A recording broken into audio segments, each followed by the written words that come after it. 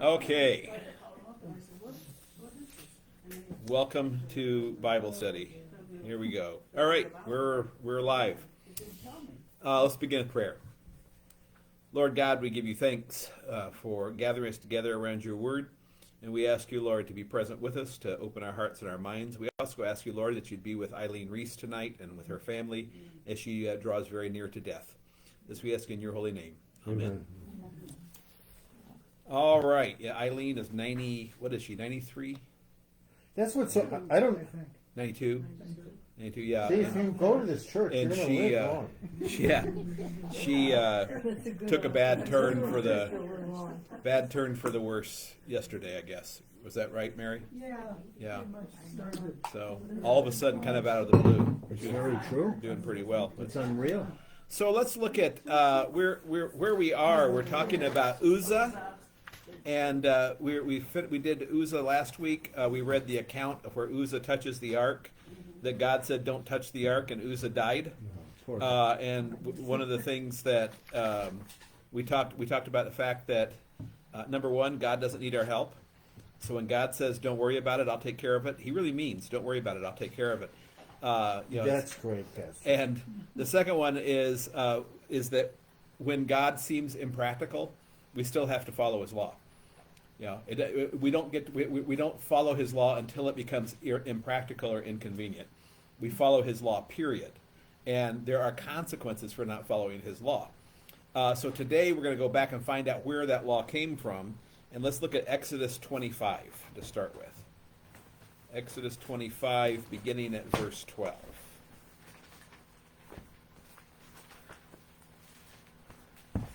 This is back in Exodus when he's telling them how to build the ark and the rules around the ark.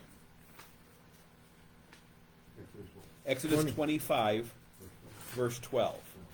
25:12. So there's two arks, Noah's Ark and this ark. Yeah. Interesting. You can't fit into Noah's Ark this being, ark. there are different definitions of the word, the same spelling and all, but Noah's being a boat and this one being a box. But I don't think there's Exodus 25. Is there? well, I have it. It's in my Bible. Oh, this must have. There it is, right It's there. here. It's here. It's my. So, interestingly enough, we think of as Noah's Ark as being like a sailing boat, like what we have today. But if you read the description in the Bible, it's really a box. It's a big square box that floated on the water. And so then the Ark of the Covenant also is a square box, a small square box, obviously smaller, to carry the Ten Commandments and all. So there are you can draw some comparisons there. Is that through the ark, God delivered Noah and his family from the flood. Through the little ark, God delivered His people because God resided in the little ark. That was His home, and then they kept it in the tent of meeting and the tabernacle. And you can read Exodus, Leviticus, and Numbers and get all the details on the tabernacle. It's very complex how they built the tents and how there were different places where different people could be and all that kind of stuff. Altar for incense, and the altar for sacrifice, and there was the Gentiles' court and the women's court and the men's court and all kinds of stuff like that. But the point is that God uses this imagery of this box where He dwells and through which He protects us. Well, and then so I've been reading the book of Samuel, and it's like everywhere. It's like with the Philistines, everywhere the ark goes, where it's not in the Israelites' hand, it just wreaks havoc among the people. And it's kind of like the ark. If you weren't in Noah's ark, it's gonna, Right. I don't know. There's something there too. Right. Like. Yeah. The ark, it protects God's people. Yeah. Yeah. Because He dwells there. Yeah. What does that mean? He dwells there. Well, that's it's really an anthropomorphism. It's attributing human ideas. It's attributing human language to God, because God doesn't really dwell anywhere. God is, and really the most we can say about God is what He says of Himself. I am who I am. That's it. That's how He described Himself. I am who I am. Sort of like Popeye, and that's beyond that. We get into anthropomorphisms, using human ideas to describe Him. God appears, God disappears, God speaks.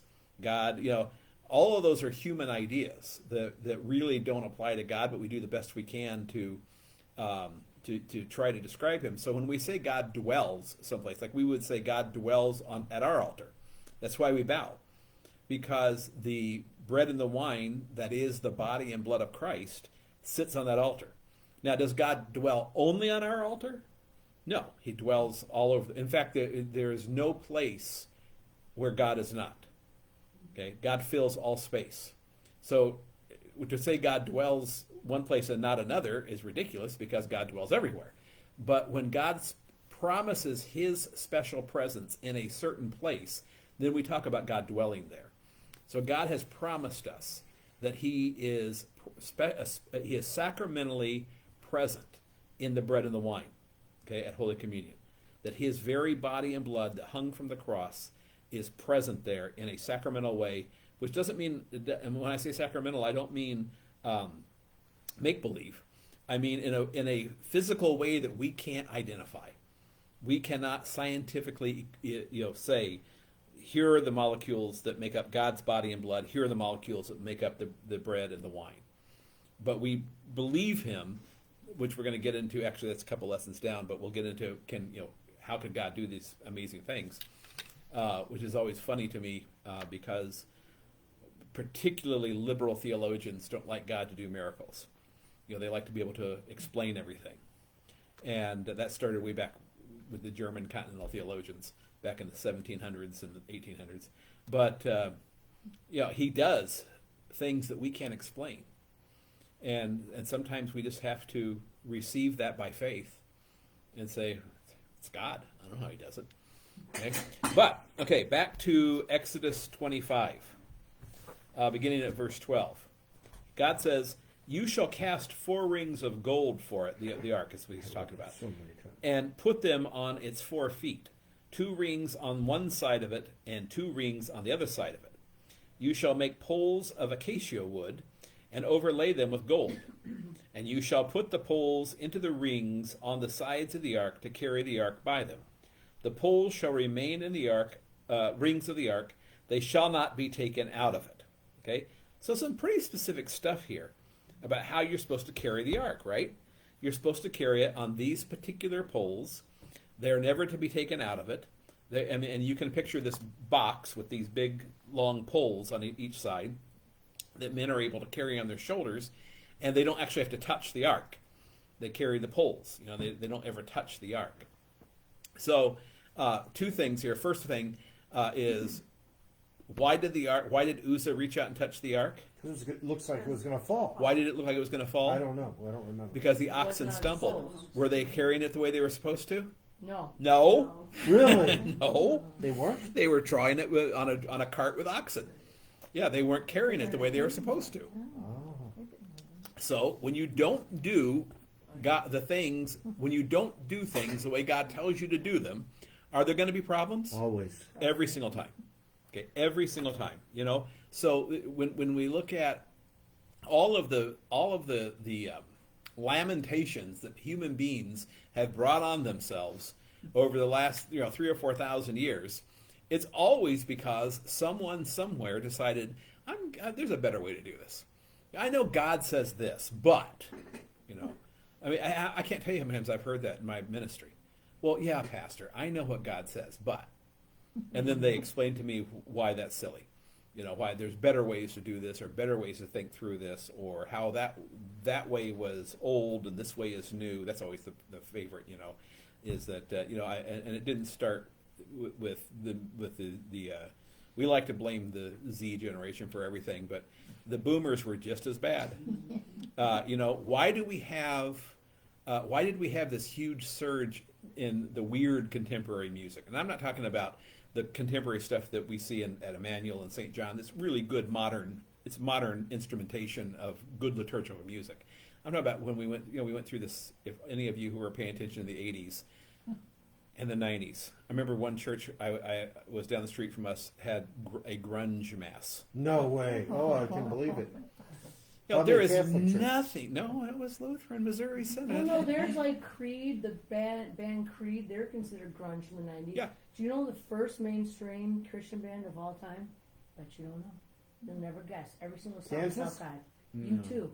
You too. Oh, You A too. Christian band? Every with or without you, or the streets have no name. Every Yeah. single song is really about God. And all I want is you. Everyone thinks it's about love, but it's really about God. They're the first mainstream from the '80s that no one. red I'm red sorry. wine. Red No, Red but- Wine, they 40. Red 40. Oh, Yeah, yeah. they're very good too. I like them as well. Well, Striper in the 80s was Mhm. a hair metal band. Yeah. Wore the spandex, the whole getup, and it was all Christian. So the thing is that what I've always said since I was never into that kind of music. I was never a headbanger kind of guy, but I always said there's a vast difference between worship and Christian entertainment. I encourage Christian entertainment. If my teenager wants to go to a Christian concert, I would much rather my teenager be at a Christian concert than be at some kind of satanic, what was the big satanic group? Ozzy Osbourne? Yeah, that was one of them. That wasn't the one I was Madonna. thinking of, but Madonna. Megadeth or something. Yeah, one of those. I would much rather them be at a place where they're going to hear uplifting lyrics and things like that. That's great, but it's not worship. Worship is something different. And so we had a grunge mass down the street in the Lutheran church, and across the street from that Lutheran church is a big Episcopalian church. And the priest at the Episcopalian church decided he was going to start chanting Compline. Okay, now we've done Compline here, on Wednesday What's that? nights. It's an order of service. It's a very, very liturgical, very conservative, very contemplative, quiet kind of Is that what meditation. nuns do? No, you go to the Wednesday might. prayer meeting. Yeah, they you might. get plenty of compline. Yeah, Okay, they okay. might. Wednesday. Yeah, nuns certainly might. Monks might. Yeah, it's an office of the church, and so remember in the early days of the church, Christians gathered for daily offices, and so they would gather first thing in the morning and say matins, and then they would have lauds, and then they would have known, and then they would have I can't remember what was next, and then wet vespers, and then finally the last service of the evening before you went to bed was Compline. A very beautiful service, but very high liturgical. Almost the whole thing is chanted. It's a gorgeous service, and it's designed to be chanted by lay people. Compline is designed for lay people, and so that's kind of what's fun here is that we can have the choir lead it, and I don't have to do anything, so I love it. So this Episcopal church, this Episcopal priest decided, I'm gonna get a group of guys together and we're gonna chant Compline together. And if anyone wants to come, they can come. They don't, they don't. I love to do it on. I think it was on like Wednesday nights or something or no, it was Sunday nights. That's what it was. It was Sunday nights. And he says, so we'll see. So across the street, they got grunge. The Lutheran church has the grunge service. The Episcopal church has the Compline.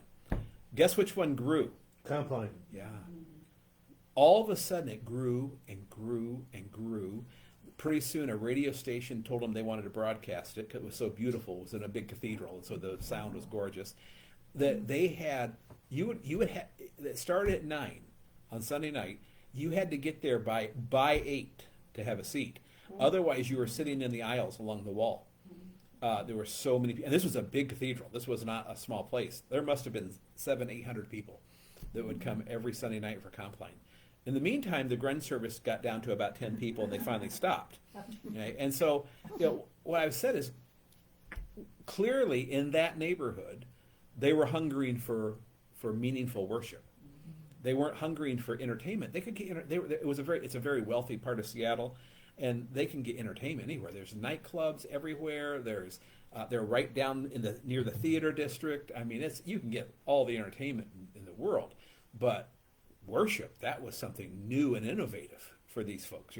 Many of them were unchurched or not very churched people. Many of them were young because there were a lot of yuppies and people like that who lived in that neighborhood. Dinks, double income, no kids. That's a dink. Yeah, that's there were a lot of those folks who lived in that neighborhood, and double income, no kids. that's the difference between worship and Christian entertainment, you know, and we that's what we've got to figure out with contemporary worship. If you want to do contemporary worship, that's fine. I have no problem about it, but it's got to be worship, not Christian entertainment. We don't do that. If you want to do Christian entertainment, go rent a venue and do Christian entertainment. That's fine. But you know, that's when I had, you know, my church in Louisville. Their flagship service is contemporary, and so it was a constant. Thankfully, I had a really good cantor, and so we were constantly reviewing everything to make sure of two things: one, that it wasn't entertainment, and two, that we weren't switching it up every week so people never knew what they were doing.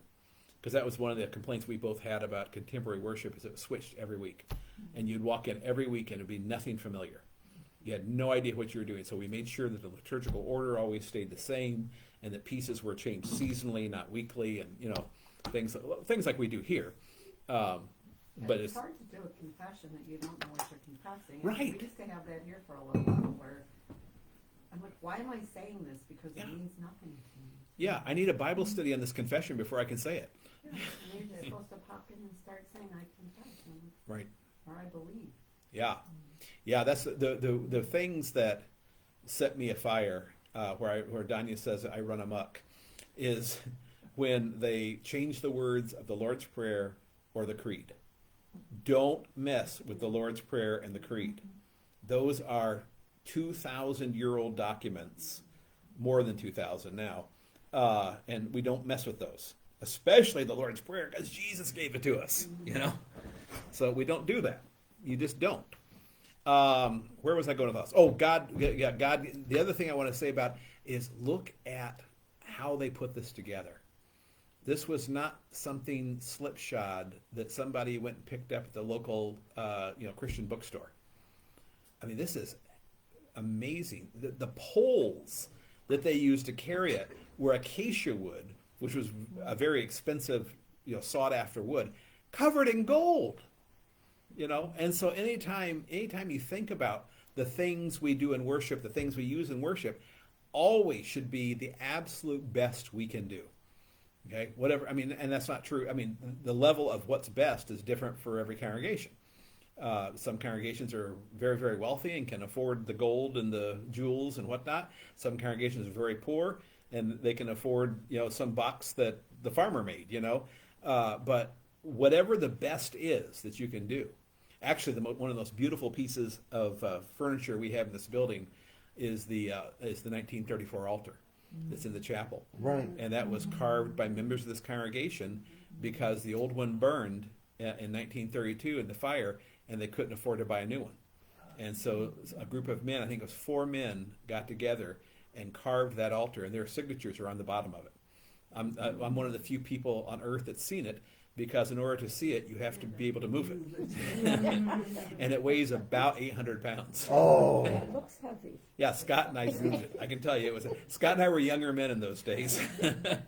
But we got it all the way down the hall and down those steps by ourselves. Yeah.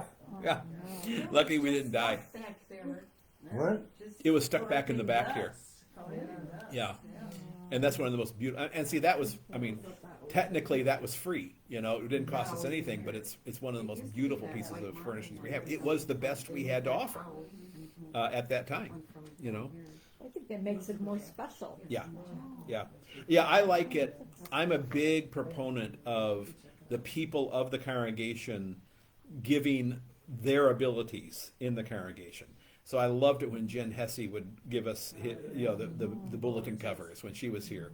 That's just amazing to have somebody who does it. I used to have a congregation where there was a member who made wine, and he made a lot of the communion wine for us. Not all of it, because sometimes we always had some on tap in case he ran low or whatever, or he had a bad crop of grapes, but he made a lot of the communion wine.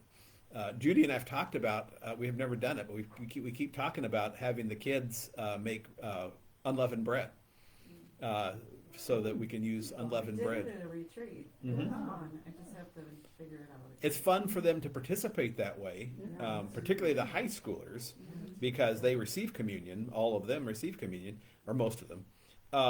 And it's also, frankly, a lot more tasty. It's kind of like, Could I have some cheese? That's really good. Yeah, so we do that. So it's fun to do things like that where you offer your best, but not just something you bought. The banners that we have, that Cindy Weber and Meyer. Cindy Meyer. No, yeah, Cindy and Cindy. That's right. And Jenny. And Jenny Swenson. That's it. That's right. Cindy Meyer and Jenny Swenson, not Cindy Weber. Cindy Weber's on the altar field. But anyway, they've made some new banners, and then they've refurbished some of our old ones. We have these beautiful banners now. My congregation in Seattle, they made all of the pyramids.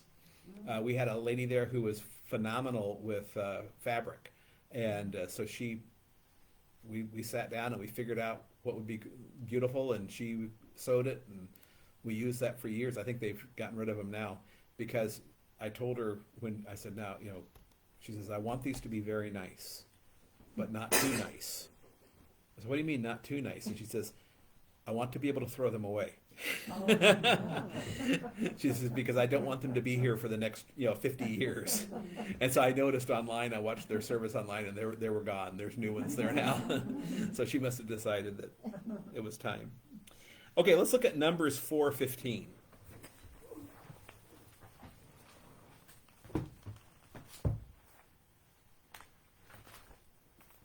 Numbers 4:15.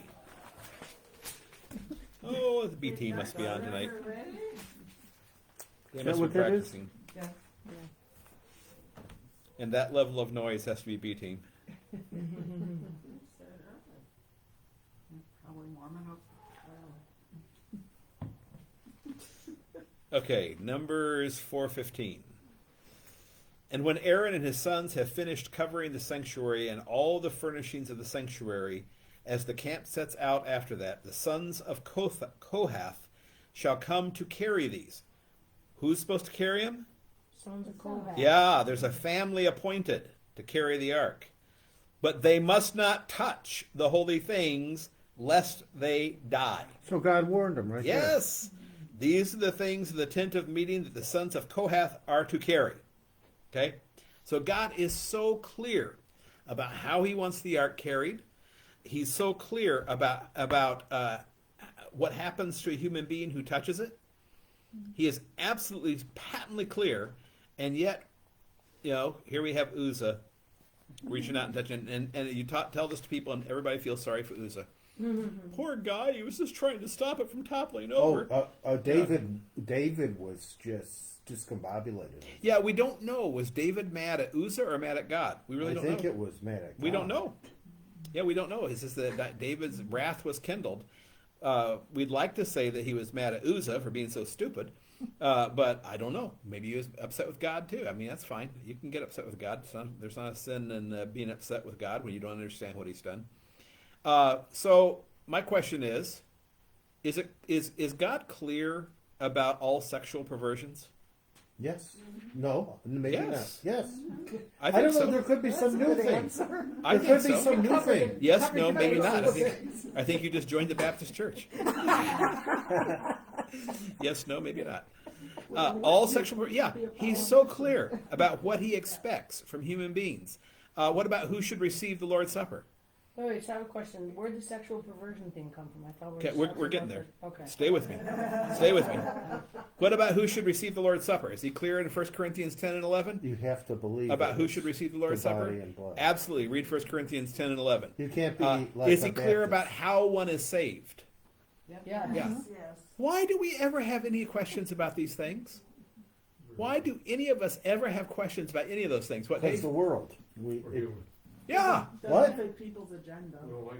Don't bother reading. So I mean, those are three hot buttons. But I mean, because you always have somebody who's living with somebody or sleeping around or whatever that. Well, I just don't think that matters anymore. This is the modern age. Or you have the person who says, well, if you don't let me come to the Lord's Supper, you're not a very welcoming congregation. Or you have the person who says, well, I think that you're saved, but you have to accept, we don't baptize babies because they can't accept Jesus. God is patently clear. We all believe in the same God. What's the difference? Yeah, right. Yeah, Yeah. yeah, There's another one. yeah. That's another one. Yeah. Well, so rather than and I don't have any problem with the person who comes and says, I don't know what God says about this. Can you show me what God says about this? Absolutely. That's my job. I love to teach what God says. But don't come to me and tell me, well, I think. Well, thank you. And all of your theological training, I'm so happy that you've come to this conclusion. However, you're wrong. Or my favorite line from anyone, anytime ever was, you're not preaching right. What? You're not preaching right. What? I'm thinking, oh my gosh, what did I say? I'm going over my sermon in my head. What did I say that was wrong? Well, you're supposed to start the sermon, grace, peace, and mercy to you from our Lord and Savior Jesus Christ. And you're supposed to finish it with, now the peace that passes all understanding, keep your hearts and minds in our Lord Jesus. I said, yeah, those who were raised in the church in 1950s, that's the way we did it. That's not the way I do it. Mostly to entertain myself so I can see if I can catch Mary. Never. We all believe in God, but is that enough? To believe that there's a God? No. You have to believe what he says? Right. You have to believe We have in to God. believe in Jesus. Yeah, to believe. I mean, the devil believes there's a God Yeah. with all his heart. He knows. Yeah, he just doesn't have any relationship with him. He doesn't care what he says because he's going to do what he wants. And that's this text from Uzzah is just, to me, exemplary of our modern problem of saying, I don't want to believe what the word says. And some people will even say, I don't want to know what the word says because I don't care, because I'm going to do what I want anyway. So I don't want you telling me what this ancient document says that doesn't have any meaning to me. Why do human beings try to change what God has said? I'll hear the Bible is an ancient text that must be modernized in order to understand it. Okay, that's the denial of the authority of Scripture. I don't want this book to have any authority over me, so I'll just say it needs to be modernized. The Bible is the story. Oh, this is one of my pet peeves. The Bible is the story of a growing God who learned as he grew and changed accordingly. Okay? That's an honest standpoint of some even pastors who I've heard say in sermons. I heard a particular pastorette in the ELCA say in a sermon that whole flood thing was sort of like a toddler throwing a temper tantrum. That God got mad and threw a temper tantrum and drowned everybody, and then he repented of his behavior and realized that wasn't the way to handle things. Yeah, that was in a sermon. Yeah, yeah. So that's an anthropomorphism of God. Is to treat God as though he's a human being growing up, and that would if God were a human being, that would make sense, right? Because toddlers do things. We'd look at his teenage years and say, well, that must have been this time in the Bible. He was a teenager, and then by the time Jesus came along, he'd gotten to be a grandpa. And grandpas have a whole different view on life than dads do or children do. And so then the Bible is useful insofar as it goes, but we must add to it and correct it with whatever we need to do. The Bible's fine insofar as it goes, but you can't just take just the Bible, because there's stuff we have to figure out and we have to add to it. That would be the UCC kind of point of view, Congregationalists. What? Well, that's that. That thing. The thing is Roman Catholicism covers such a wide swath. I mean, there's lots of Roman Catholics who look at you and just roll their eyes when you mention Francis, because they don't even think about Francis as having any authority over them. So it depends on the Roman, but yeah, there are some. If you have really biblically centered Roman priests and really non-biblically centered Roman priests, and it just depends on who you got. And the biblically centered ones could be very, very good. Yeah. Oh yeah. Oh very yeah. good. Father Cody, man, when he was at St. A's, I loved him. He was great. Yeah. Without not trying to go too far off the path, but lately the Pope's been on the news calling for an investigation to see if this war in Gaza is, where they wipe out a sex genocide. Genocide. Right. Whether it's a war of genocide. Well, Who's he asking? Who's he asking to do that? I mean, the world stage. The world, and he's just throwing that out there. Yeah. Just, hey, somebody needs to do this, figure it out. Stirring the pot. I mean, I thought it's kind of weird. The liberal view is that the Jews are trying to kill all the Arabs, Yeah. and that the United States is supporting that. That's the left view of the war in Gaza.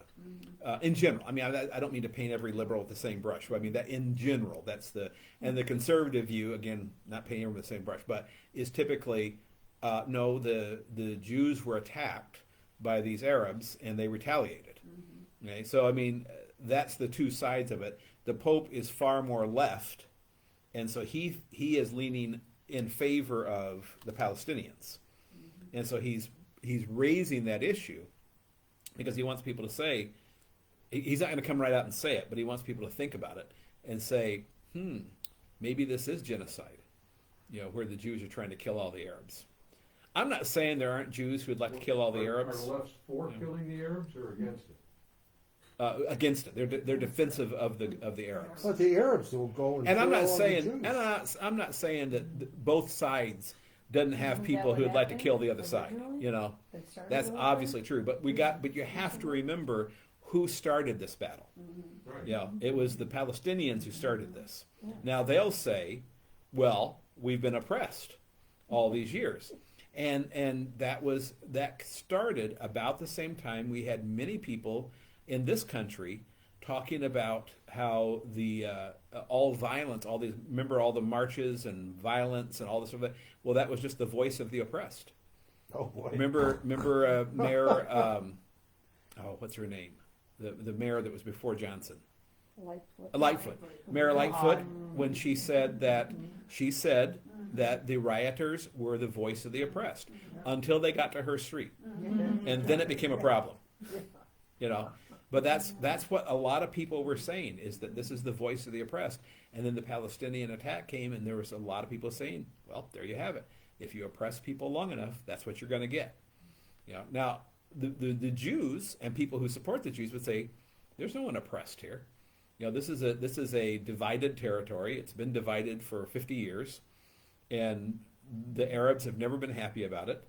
And the Jews aren't particularly happy about it. They'd like to have the whole territory. They had it. They had Gaza. Well, they had Gaza at one time. And then they ceded it to these to try to bring peace. And the people just want to kill all the Jews. Well, there's some of that on both sides. Yeah, not necessarily the people, it's the people who are running the people. Right. And then you have, on top of that, then to complicate factors even more, is then you have Hamas, which is a terrorist organization operating within the Palestine countries. Right. So, and that's if you're Mary and Joe Palestinian, you're not part of Hamas. It's sort of like painting all the Palestinians as Hamas is sort of like painting all the Germans as Nazis. Right. Exactly. Actually, in Nazi Germany, only 4% of the population belonged to the Nazi Party. 4%. And if you talk to people who lived in Germany in those days, you'll find out a lot of them didn't even know what was going on. Yeah. But you got to remember, 1938, we didn't have the internet, we didn't have TV, and Hitler invades Poland. Well, by the time if you live in a little village in northern Germany, you might not get a news of that for a month, till after it happened. So the vast majority of Germany was not on the Nazi page, but they all got labeled that way, same way all Palestinians get labeled as Hamas. So that's okay. David was angry, probably with Uzzah, but the text is not completely clear. He might have been angry with God. It doesn't really matter. He was angry. But he was also afraid of the Lord. Oh, yeah, it scared him. Lord scared him. And therefore, David is a wise man. David, for all his faults, and Lord knows he had lots of them, but not the least it was womanizing. But for all of his faults, he knew to be scared of God and not to cross that line.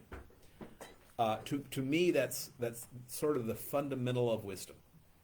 Is you need to know where the line is that you don't cross. Well, in anything, you need to know what is really important and what do I not touch. In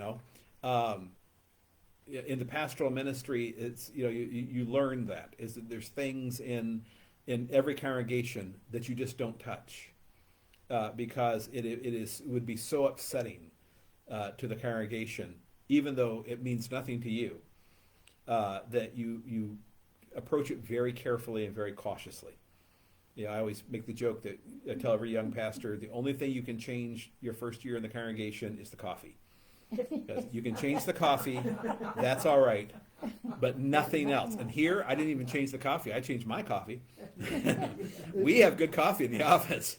What's wrong with the coffee maker and? The thermostat blew, Okay. and so we have to we're waiting for parts. Okay. Set the fire alarm off at 3 o'clock in the morning on Thursday night. Yeah, the fire department's up here. Yeah, because the steam vented out and hit the heat sensor.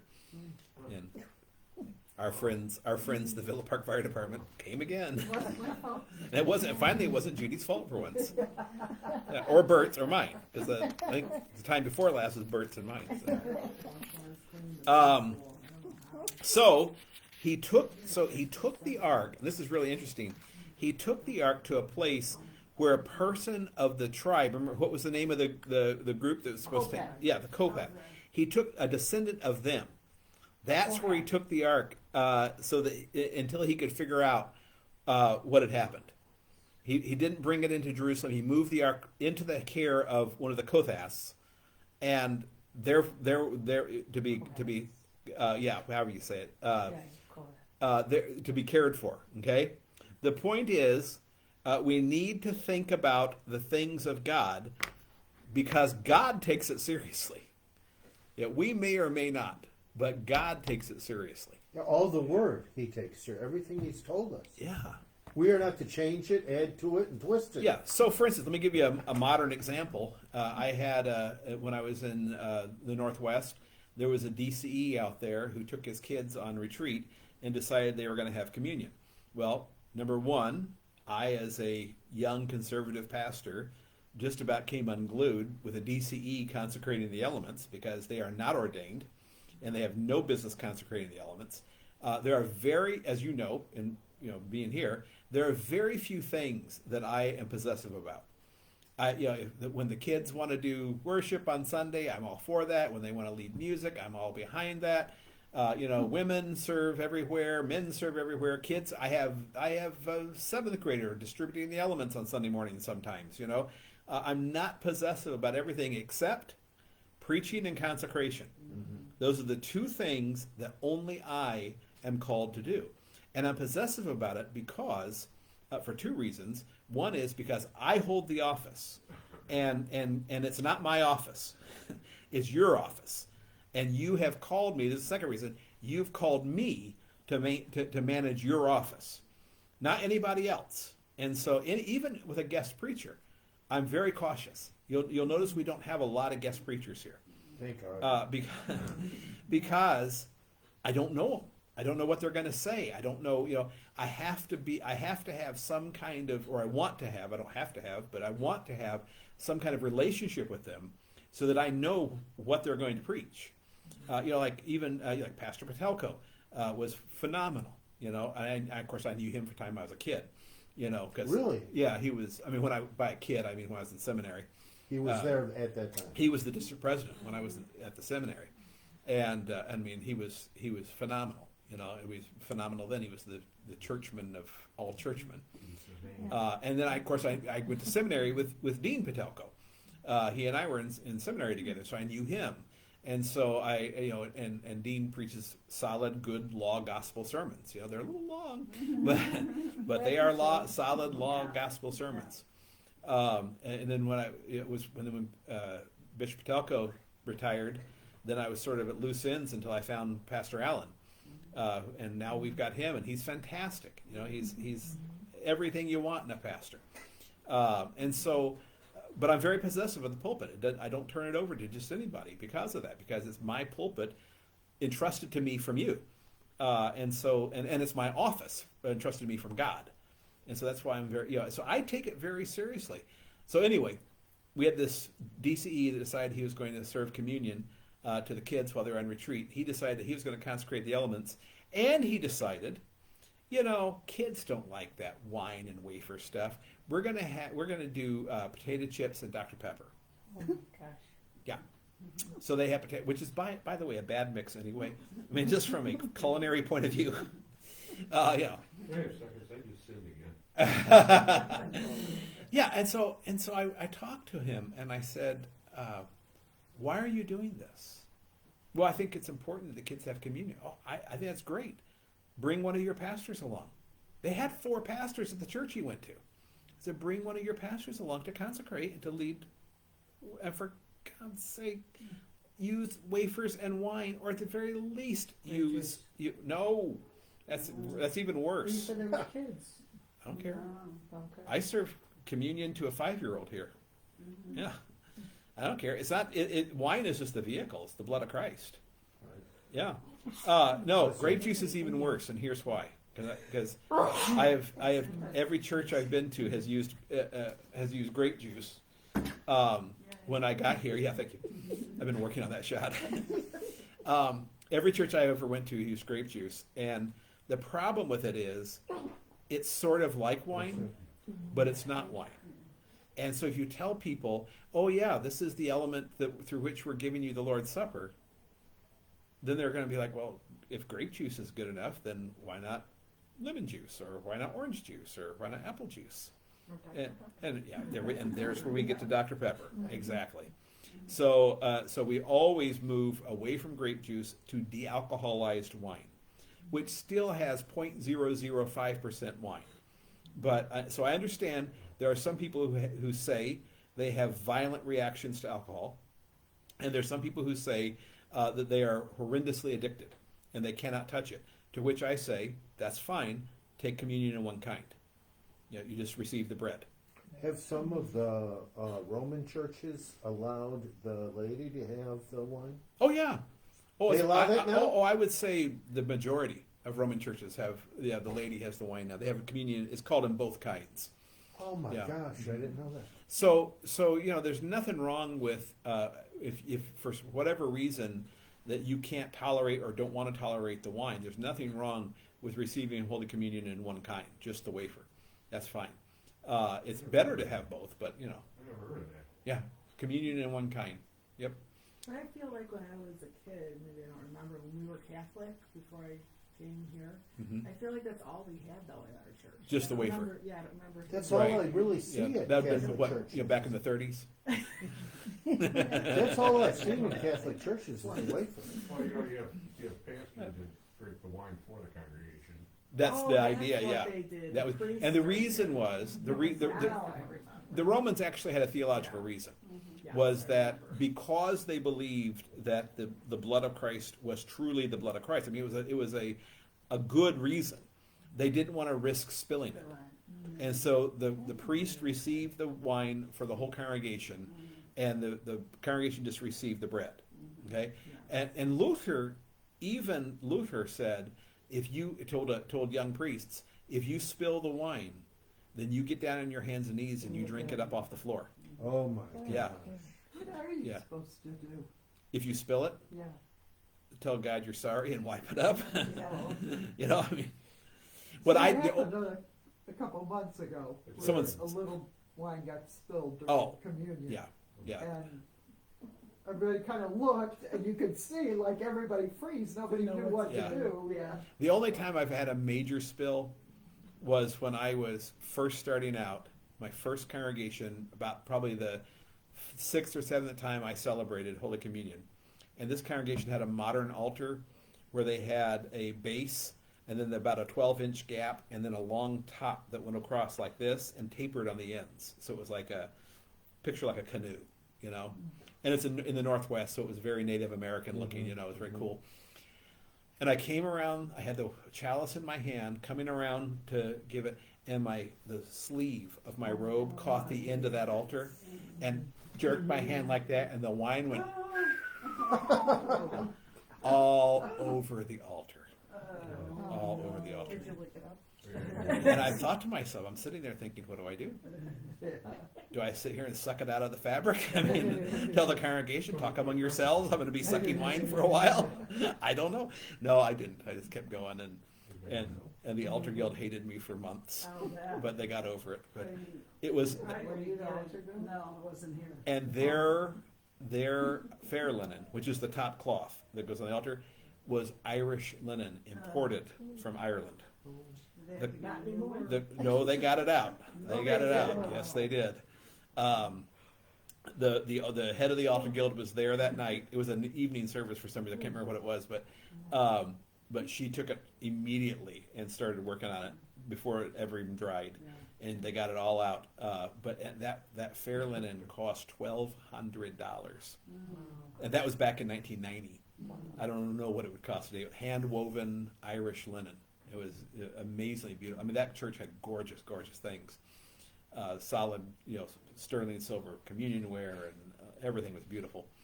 And then they had a resident artist as a member of the congregation, so we had phenomenal art in that congregation too. But anyway, that's the only time I've had a bad spill. Yeah.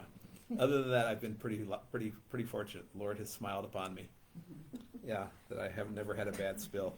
That I couldn't, just wipe up and lick it off real quick. No one noticed.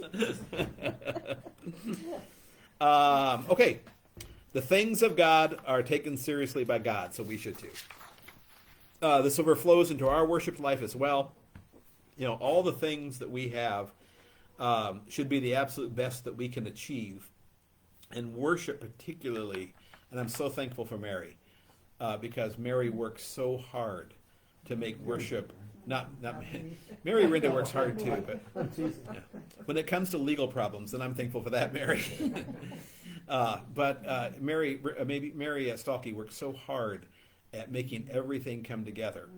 And take some time, if you haven't ever noticed, and look at the words of the hymns, compare them to the words of the readings, and take the sermon and look at the sermon, and you will find overlap over overlap over overlap, where she gets my sermons ahead of time.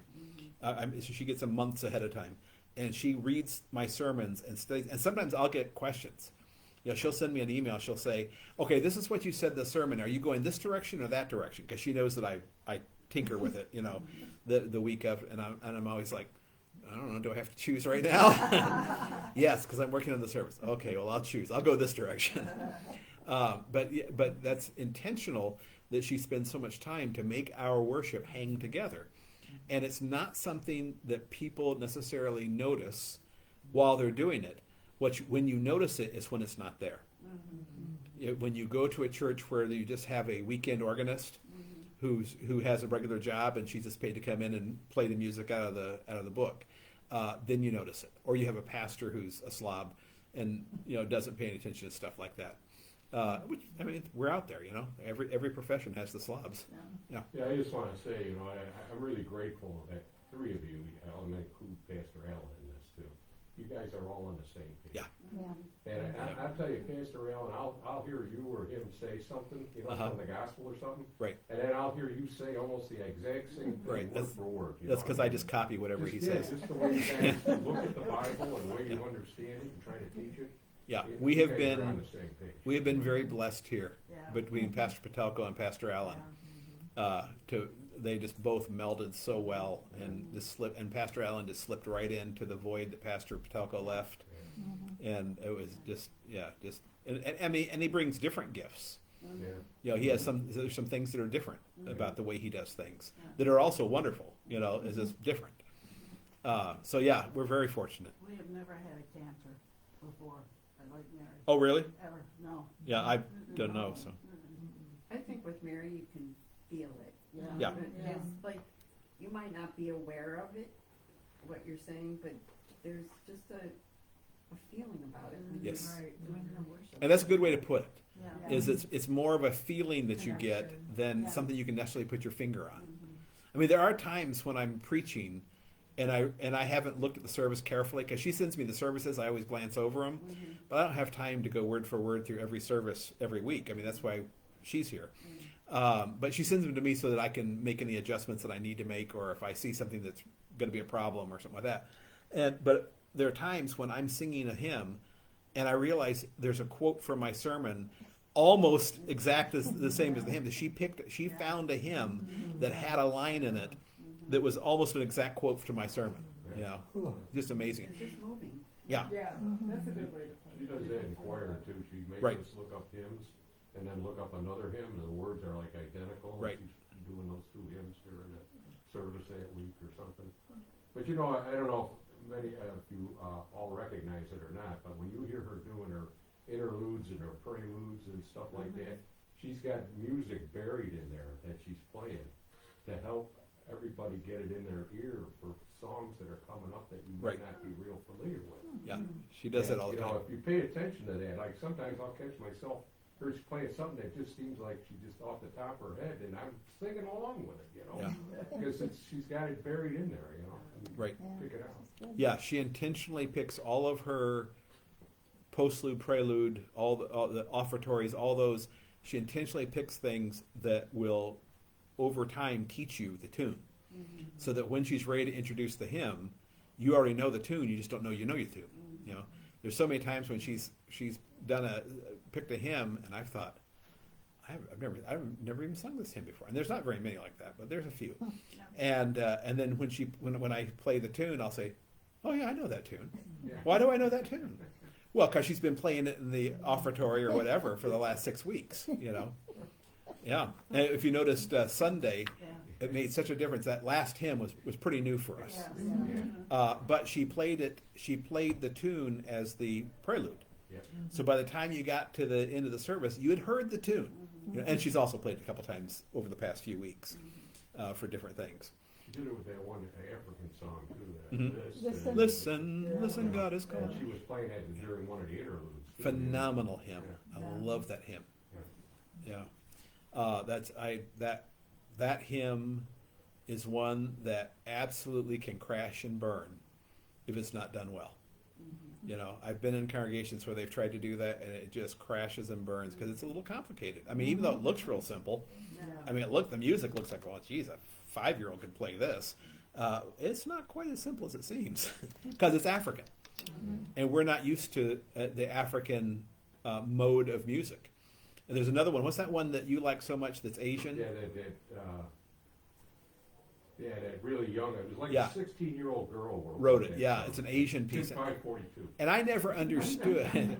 I never understood why until I came here with Mary. I never understood why Asian music. What kind of love is why Asian music was so hard for me to figure out. So I'd hear Asian music and I would just couldn't. Well, it's because I'm raised in the European mode of chorales. So I'm always listening for harmonies. Asians don't care about harmonies. Everything for them is melody. And then once I understood that Asian music is all melody, European music is the one that has all the harmony, then it made all the sense in the world to me. And then I sort of shifted in the way I listened to it, and it made a difference in the way I heard it. But with my early ministry, I would avoid any Eastern Asian music altogether, anytime I could, because it made no sense to me until I learned that. And you want to learn this stuff, join choir. Mary teaches all that stuff in choir, and I encourage people all the time, come to choir. You learn more about worship and music than a lifetime doing anything else because she loves to teach. Things like, and I know there's a big expense involved. You know, things like when we refurbished the bells. You know, that was how much was that? Like $7,000 or $8,000. Yeah, to refurbish the bells. But you know, they're beautiful, and we don't want half broken, dingy bells. You know, what does that say about our feeling about God? You know, I writhe every time I have to pick up that dented pewter communion cup. You know, because we have the beautiful sterling silver chalice that we use for festivals, but our regular one is like this dented piece of pewter, and I'm like, you know, nobody in this congregation would use this as a planter in their home, much less as the vehicle for the blood of Christ. But you know, can we get a new one? That'd be a great idea. Why don't you take that up? Yeah. At this time of the year, you're not right. Yeah. That's suicide I'm for thinking you. that right now buying a fly swatter would be out of the question. Take it over to A to Z and have them do it. That was repaired. Well, Marilyn has taken it and had it polished and repaired and all that, and it looks better then, but still. Okay, we've got only 5 minutes left. we're not going to get through this, so we're going to wait and do this next week. We've got 2 short ones coming up that we'll try to do together. We've got Mephibosheth, who is one of David's stories of Jonathan's son, and then we've got the day the sun stood still coming up. So next week, everybody okay meeting next week, even though it's Thanksgiving week? Okay. Sure. Yes. Nobody's going to spend all day Tuesday cooking or something. Mephibosheth is Mephibosheth. next time. And the day the sun stood still. Yeah, those are the 2. We're going to try to go through 2 of them next week. Okay, let's close with the blessing. The Lord bless us and keep us. The Lord make his face shine upon us and be gracious unto us. The Lord lift up his countenance upon us and give us peace. Amen. Now, there's going to be service Thanksgiving night. Thanksgiving